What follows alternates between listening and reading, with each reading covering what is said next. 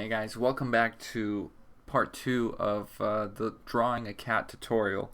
And today I specifically want to focus on making adjustments and kind of creating a better composition than what I have originally put down on the piece of paper. So that's what I'm mainly going to focus on today. We're going to try to finish up the sketch and prep it and get it ready for color and all that other good stuff. So let's get right into it.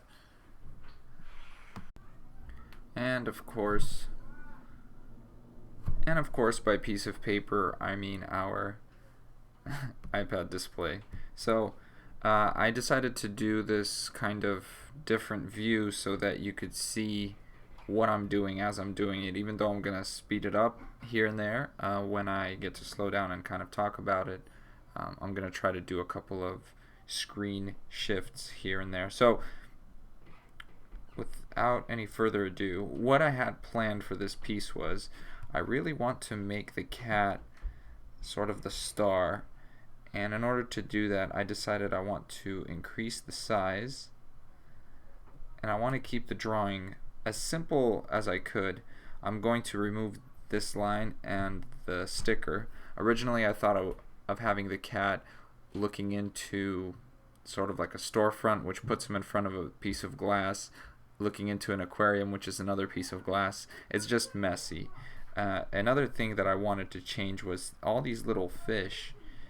I'm just gonna delete because I no longer kind of want a line going through indicating that he's looking into an aquarium. We're just gonna have the fish pointed towards the cat. So that's the idea.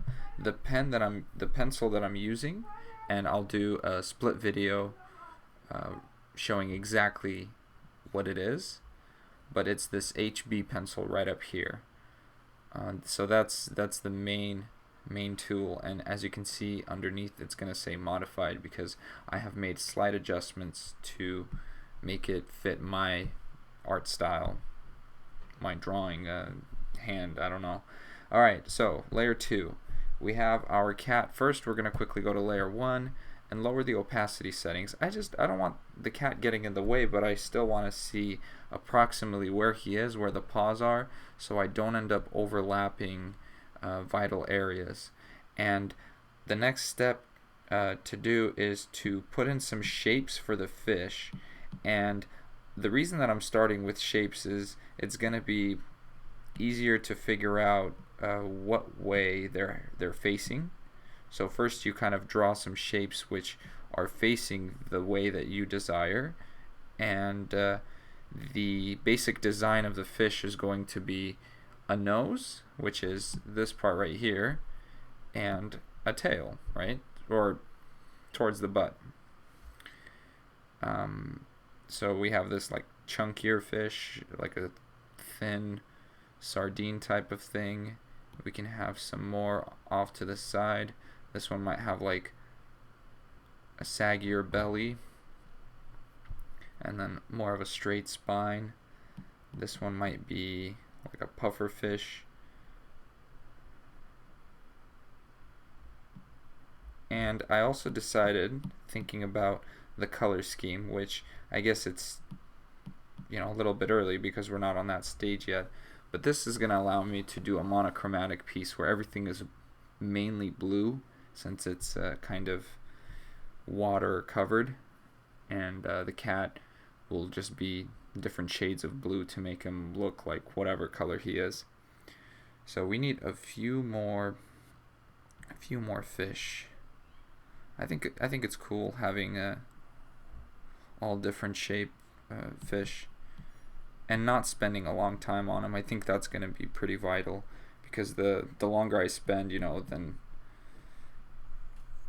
it essentially becomes a waste of time, because these aren't the focal points. They're not necessarily meant to be something that the viewer kind of spends more than a couple seconds looking at. We want the eyes to go towards the cat. After all, this is a cat drawing tutorial, right? So let's see, we have that puffer fish. We can do like another tiny one right here. Alright, let's quickly go ahead and draw in. So I'm gonna make sure that the camera doesn't cover up what you guys see, but I'm gonna put down a little bit of an eye. Also, keep in mind that this is at an angle. I will show what the final drawing looks like, but right now, because it's at an angle, if you're trying to follow along and draw what I'm drawing, you might have a hard time because you know, it's not a full circle. I can't really set the camera over the iPad. I might do it in a later video. I might try to play around with the setup, but I kind of just winged it, trying something new. You know, hopefully you guys like it. If not, let me know, and then we'll just go back to a more traditional way of showing and explaining. So let's get the fin up there. I actually want to get rid of this eye. I think that the pointing direction is far more extreme, to the point where the eye would be on the outside like this, and the gills would go like that, and then that's one of the fins, and then that's the tail fin. I think it's also alright if some of these fish overlap. I think that's actually a good thing. It's gonna help provide a little bit of volume to your piece. If you have no idea what type of fish you want, I recommend looking up like fish tank fishes, you know, like a betta or a goldfish, or I don't even know if that's the same thing. I don't know the names. I'm kind of just winging it. So we have to have the butt fins. Always got to have the butt fins. As you can see, it makes quite a big difference on the fish. We're just going to keep this loosely sketched in and then move on to the next one. I think if I'm spending more than 3 minutes on a single sketch of a fish, then I am wasting time.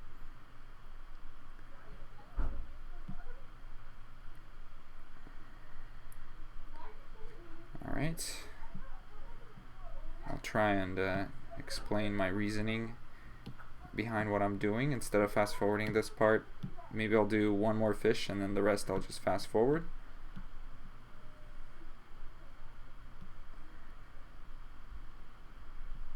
And I'll do the fast forward in app so that you can see the correct angle and you won't get anything skewed. So this fish right here, let's fix the fin, and then having the side fin go up like that. Make sure we put the gill in there so that you can tell where the head starts and ends. Next fish, this one's gonna have those bulgy eyes. So we're looking at this one basically overhead. That means the fin is going to be a little bit skinnier because it's tall and narrow. Alright, and then the rest I'm just going to fast forward real quick.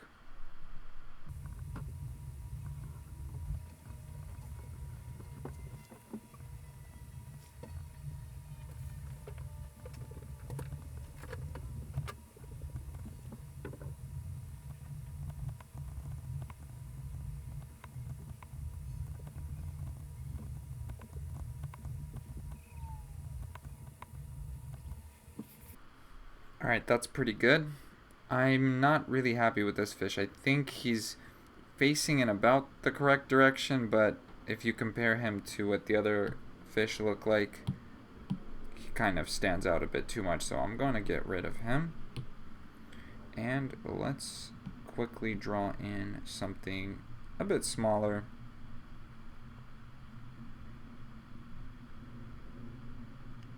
We're going to make it look like a little blimp.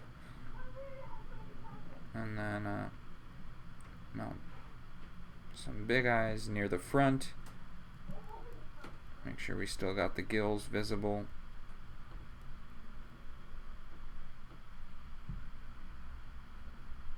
I'm going to make a few adjustments to the shape.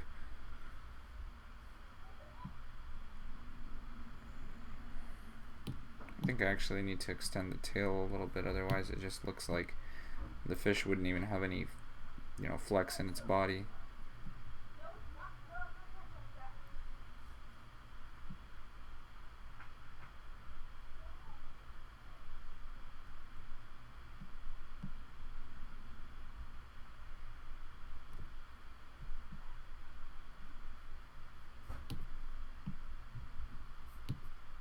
I'm using quite a big eraser. It's causing me to erase a little bit more than I'd like, but you know, not much harm done. It's nothing that I can't redraw. Let's lower that eraser size.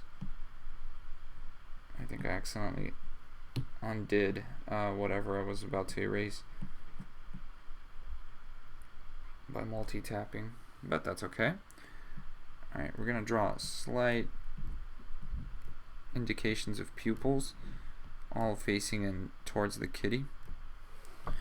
So now we've got our fish. As you can see, the image is now a lot more simplified because we don't have some weird lines running through it, and we don't have you know, some extra unnecessary stickers and all that. I kind of don't like this fish's eye. Let's shift the position of the eye upwards and make it larger so that it's easier to identify. It's a really weird fish design. And then we'll put that there. It's kind of got like a really long mouth. Alright, so the fishies are done. We could consider doing a few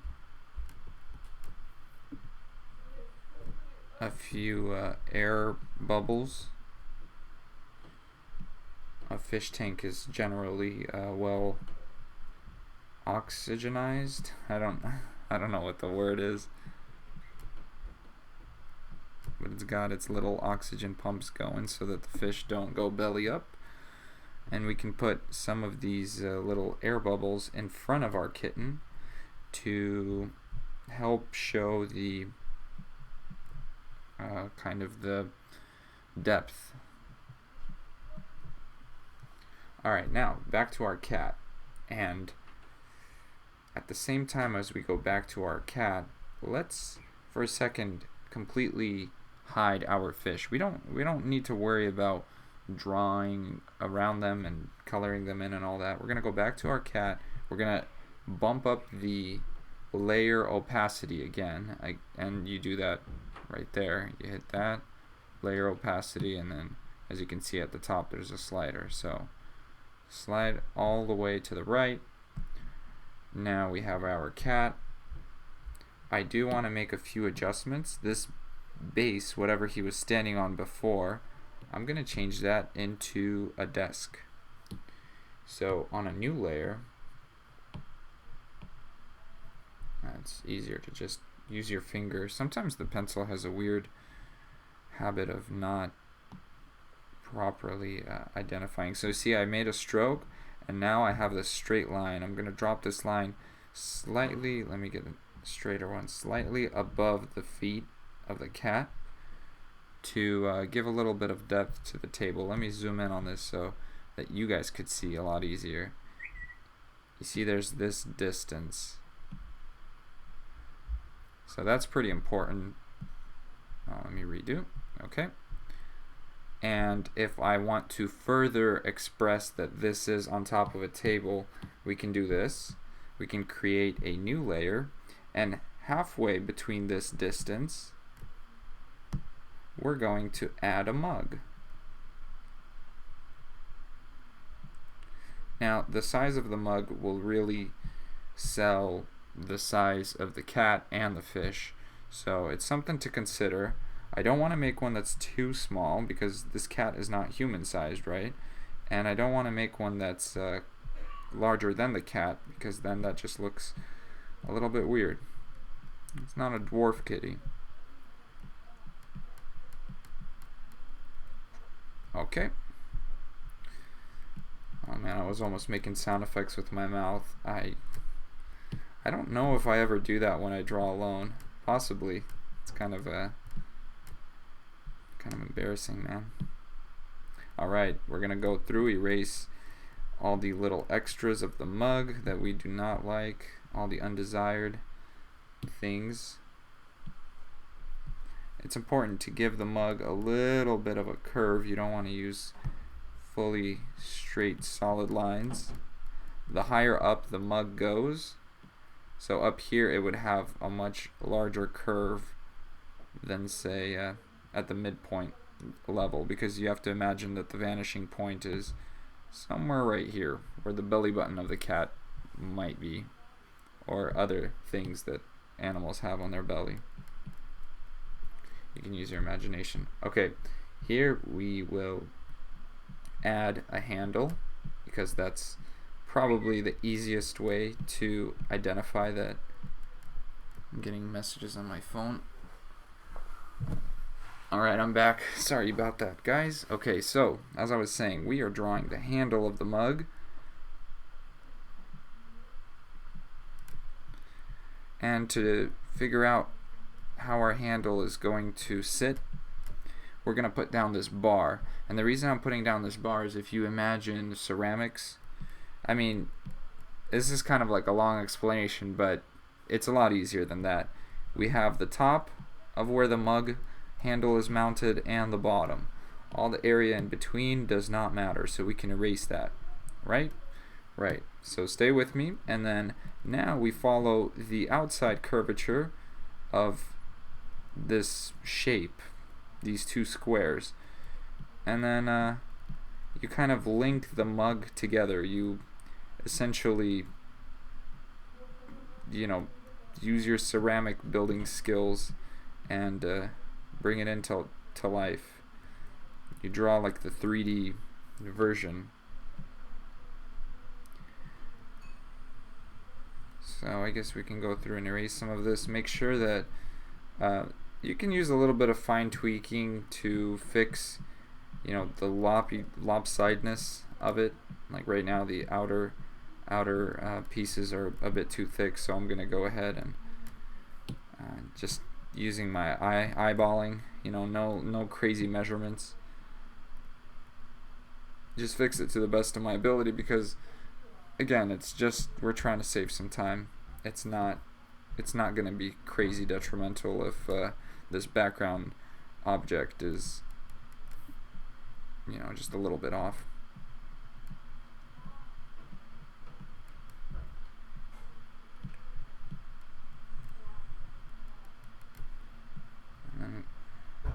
And we can even shape the handle to be round, and all you got to do is tweak that square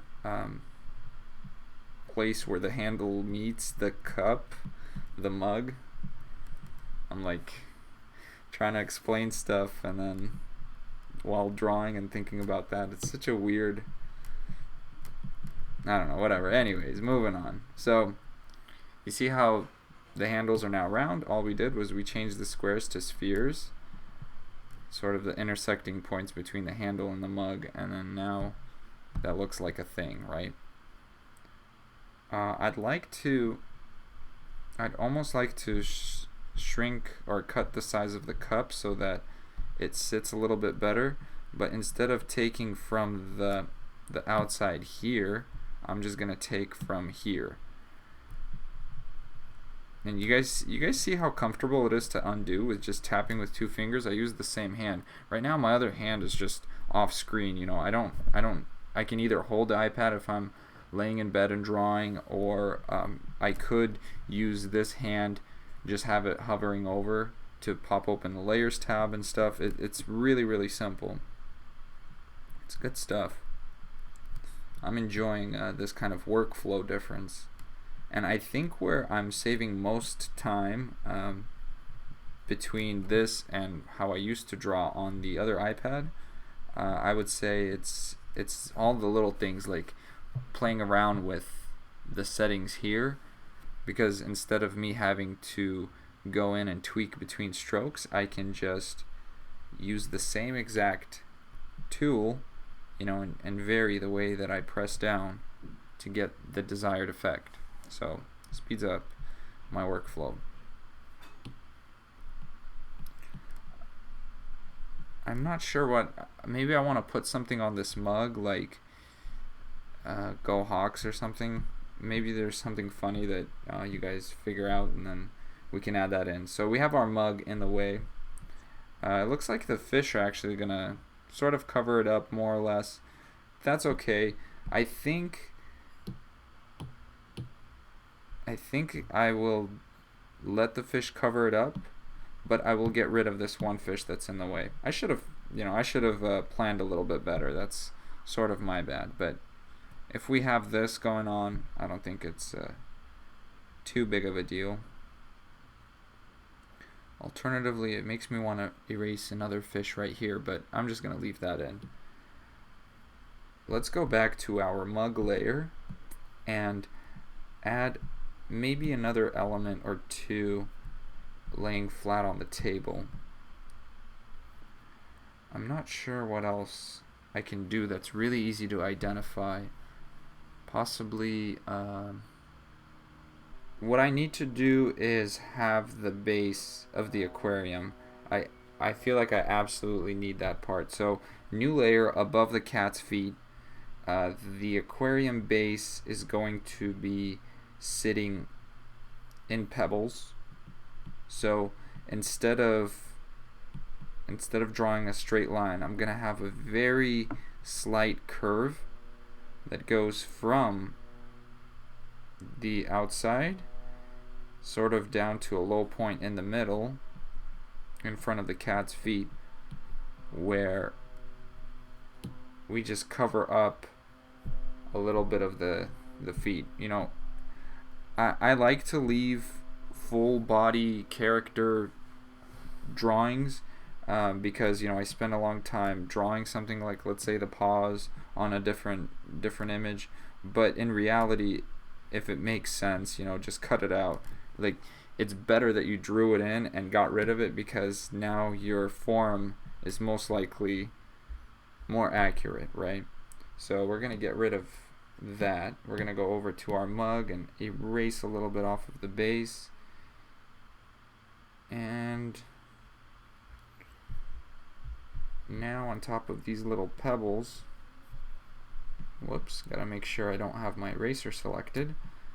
We're gonna add some more rocks.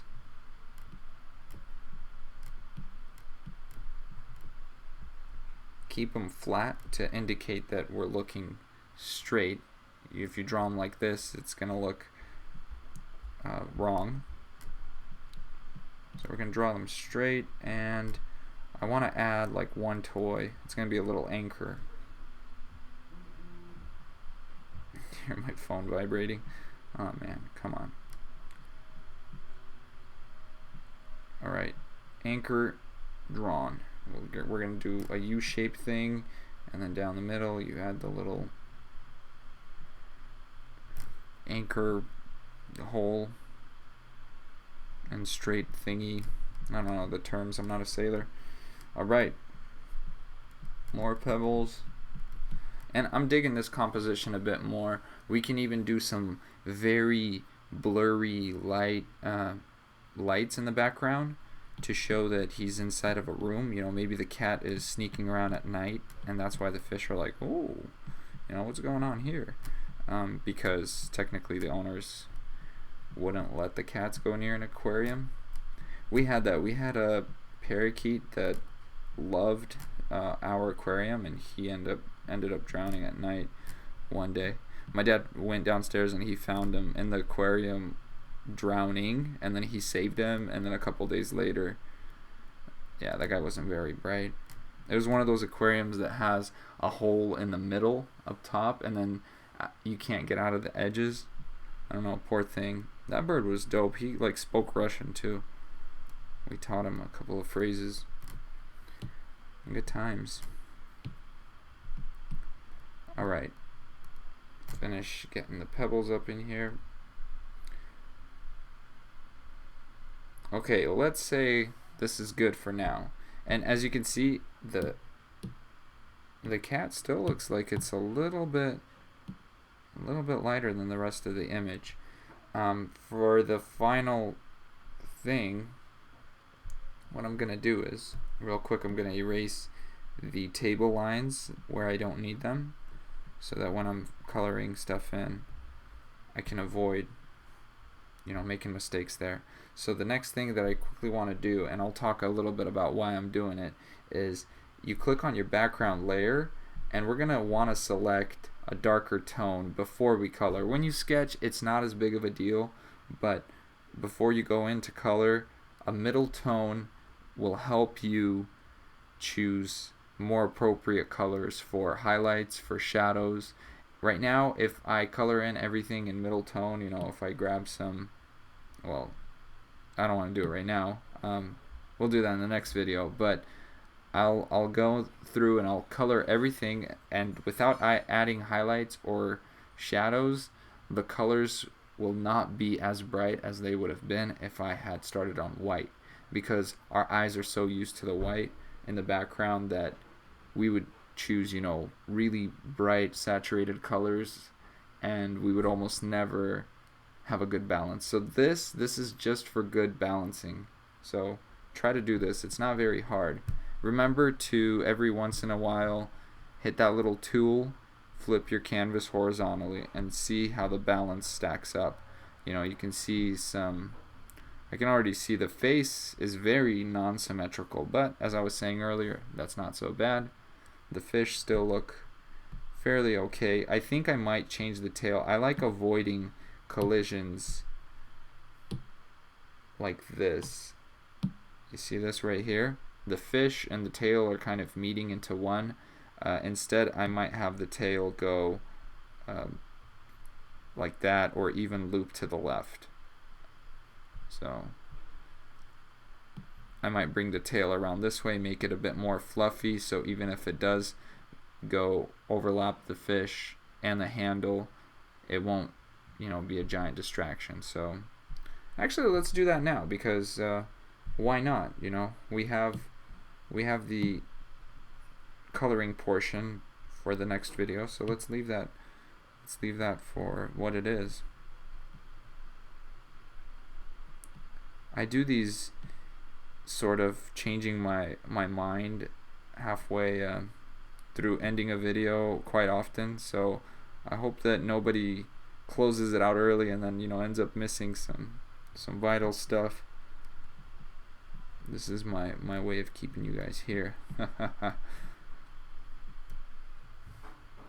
Alright, so big fluffy tail. Cool. I want to fix the round parts of the claw just a bit, or the paw. And then we'll have some whiskers and all that other good stuff, and this line right here can be pushed up just a bit, so when I go in and add some fuzzy texture, I'll know to stay within whatever that line. You guys get what I'm saying, right? Oh, you can't read minds? What? Oh, that's too bad. Alright, erase a little bit inside the paw fingers, the claws, I don't know, the thumbs. Alright, okay, that's good. Let's call it ready for color. So see you guys in part 3. Thanks for watching as always. Hope you liked it.